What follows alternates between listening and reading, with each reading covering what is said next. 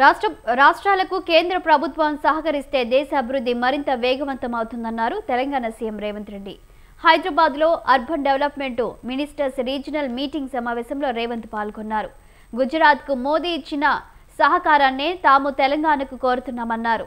వచ్చే నెల 9వ తేదీన తెలంగాణ రైజింగ్ 2047 విజన్ డాక్యుమెంట్ను విడుదల చేస్తామని, ఆ డాక్యుమెంట్లో తెలంగాణ రాష్ట్ర ప్రభుత్వ ఆలోచనలను ఆవిష్కరిస్తామన్నారు. అభివృద్ధి చెందుతున్న దేశం ప్రధానమంత్రి నరేంద్ర మోడీ గారు వికసిత్ భారత్ 2047 100 సంవత్సరాలు స్వతంత్ర ఉత్సవాలను జరుపుకునే సందర్భంగా $30 ట్రిలియన్ ఎకానమీగా ఈ దేశాన్ని ప్రపంచంలోనే ఒక గొప్ప దేశంగా, ఆర్థిక అభివృద్ధి చెందిన దేశంగా నడిపించాలనే ఆలోచనతో, అందులో ప్రధానంగా పట్టణ ప్రాంతాలు, ఈ దేశ జనాభా పట్టణీకరణ చెందుతున్నది. పట్టణాల యొక్క ప్రణాళికలు, పట్టణాల యొక్క మౌలిక వసతులను పెంచడానికి కేంద్ర ప్రభుత్వం ప్రత్యేకమైన దృష్టి పెట్టడం, పట్టణాలలో ముఖ్యంగా మెట్రోపాలిటన్ సిటీస్ మీద ఇంకా ప్రత్యేకమైన దృష్టి పెట్టడం, అందులో భాగంగా హైదరాబాద్ నగర విస్తరణకు కేంద్ర ప్రభుత్వం సహకరించడాన్ని తెలంగాణ రాష్ట్ర ప్రభుత్వం స్వాగతిస్తున్నది. మాకు సంబంధించిన ప్రణాళికలు వివిధ సందర్భాలలో కేంద్ర మంత్రి గారికి, ప్రధానమంత్రి నరేంద్ర మోడీ గారి దృష్టికి తీసుకెళ్లడం జరిగింది. మేము ప్రతిపాదించిన ప్రాజెక్టులను చాలా వరకు కేంద్ర ప్రభుత్వం పరిగణలోకి తీసుకొని పరిశీలిస్తున్నది. అవన్నీ కూడా వేగంగా అనుమతులు ఇవ్వడం ద్వారా ఈ నగర అభివృద్ధికి సహకరించాల్సిందిగా కేంద్ర మంత్రి గారికి విజ్ఞప్తి చేస్తున్నా.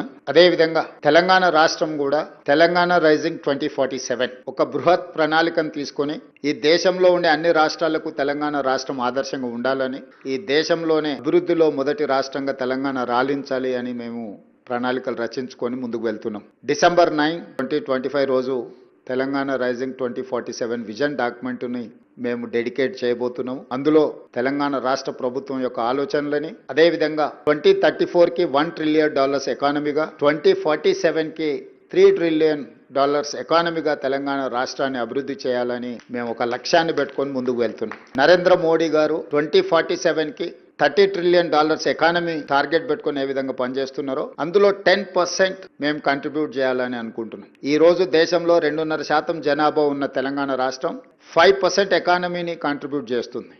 కానీ 2047కి 10% ఆఫ్ నేషనల్ ఎకానమీలో తెలంగాణ రాష్ట్రము భాగస్వామ్యం చేయాలని, అందుకోసం తెలంగాణ రాష్ట్ర ప్రభుత్వం గుర్తించిన కీలకమైన అంశాలు, ప్రధానంగా మనోహర్ లాల్ ఖట్టర్ గారు అనుమతులు ఇస్తే వేగంగా అభివృద్ధి చెందడానికి అవకాశం ఉంది. అందులో మెట్రో రైల్ విస్తరణ కావచ్చు, మూసీ రివర్ డెవలప్మెంట్ ప్రాజెక్ట్ కావచ్చు, రీజనల్ రింగ్ రోడ్ కావచ్చు, రేడియల్ రోడ్స్ కావచ్చు, హైదరాబాద్ నగరానికి తాగునీటి సమస్యను తీర్చడానికి కృష్ణా గోదావరి జలాల తరలింపు కావచ్చు, హైదరాబాద్ను పట్టి పీడిస్తున్న కాలుష్యాన్ని తొలగించి ట్రాఫిక్ సమస్యను తగ్గించడానికి, హైదరాబాద్ నగరంలో 3000 ఆర్టీసీ బస్సులు ఉన్నాయి, అవి డీజిల్తో నడుస్తున్నాయి, వాటన్నిటిని కూడా నగరం బయటకు తరలించి రాబోయే 1 yearలో 3000 ఎలక్ట్రిక్ బస్సెస్ హైదరాబాద్ నగరంలో ఈరోజు నడవడానికి మేము ప్రణాళికలు సిద్ధం చేసుకుంటున్నాం. అదేవిధంగా సివరేజ్ ట్రీట్మెంట్ ప్లాంట్స్, మూసీ నది ప్రక్షాళన, వీటన్నిటిని కూడా ఒక ప్రణాళికబద్ధంగా అభివృద్ధి చేయాలని, అదేవిధంగా వేగంగా పెట్టుబడులు. Now Hyderabad is centre for global capability centres, data centres, IT, pharma and medical and health. These are hubs for industries. ఇప్పటి వరకు ఫైనాన్షియల్ డిస్ట్రిక్ట్, నాలెడ్జ్ హబ్ ఇట్లాంటి వాటిని అభివృద్ధి చేసినాం.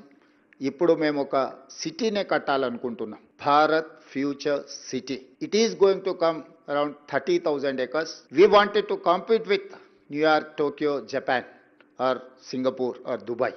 We don't want to compete with my neighboring states. They are my friends, they are my well-wishers.